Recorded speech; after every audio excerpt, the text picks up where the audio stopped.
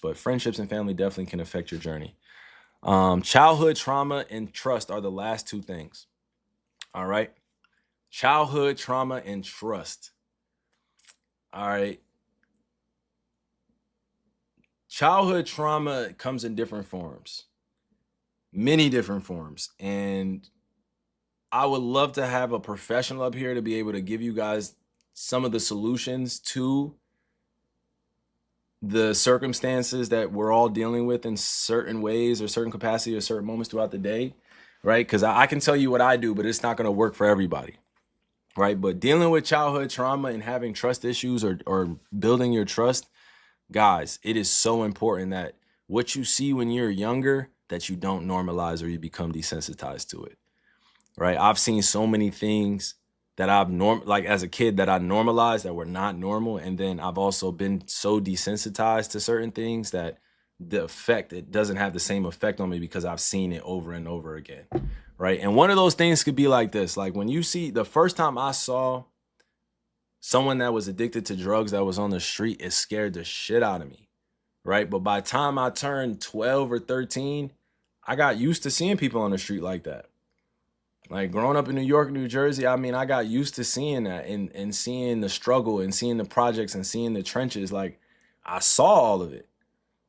I became desensitized to it.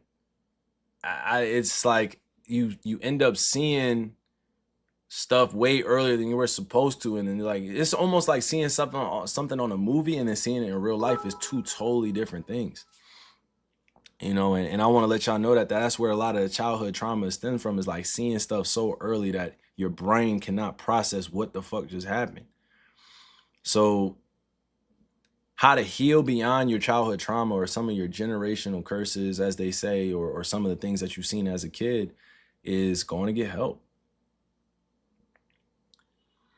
Like going to get help, guys. I had to navigate how to get on the alignment with God again, because it's easy to be thrown off that horse because of fear or because you're afraid of telling people what you saw or what you did.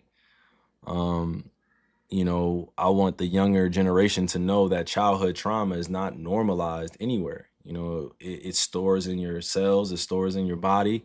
And eventually, as you get older, all that unchecked baggage of emotions gets brought up. And the reason why I asked for help and professional help was because I couldn't do it alone.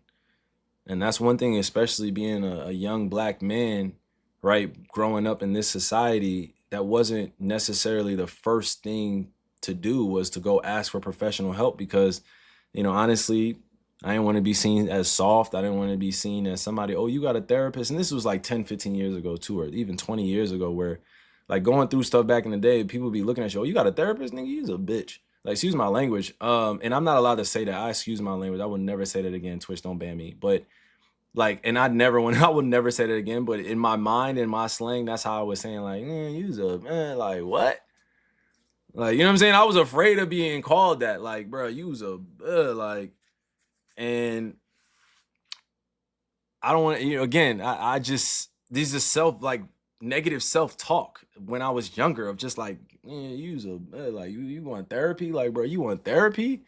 Like, you want to go get therapy? What wrong with you, bro? What's wrong with you, bro? What's mad at you? You got all this bread. You got, you know what I mean? You got the lifestyle. You got whatever. You got what everybody else wants. I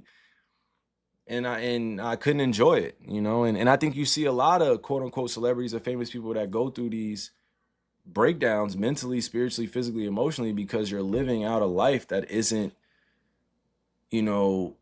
progressive, sort of say, or it's not helping you grow. It just stimulates you because you have a level of success. People glaze you all the time, and that's it. Like, you just love being loved, but you don't love yourself and you don't love God.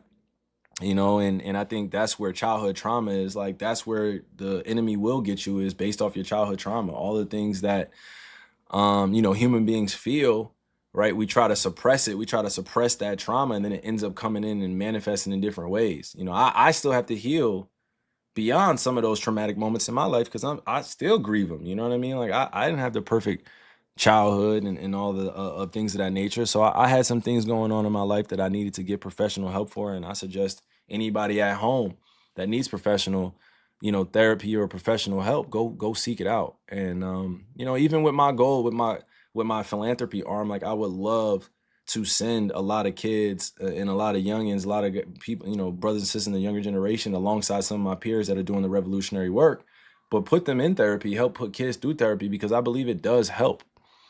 You know what I mean? I appreciate you guys. Thank you guys for all the happy, journey around the sun wishes for my mom too. Appreciate you guys. Thank you.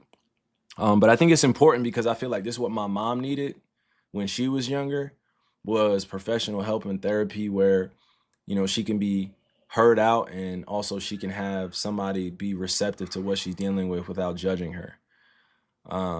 Appreciate you, bro. Bri Freezy, have a good bike day with your kids. Yes, sir. Salute.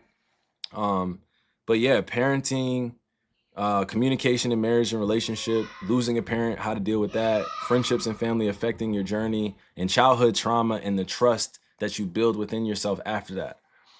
Don't be afraid to go out and seek out help when you need it. That's the worst thing you could do as a human being, is sit and be stuck in a situation and feel like you don't have any way out.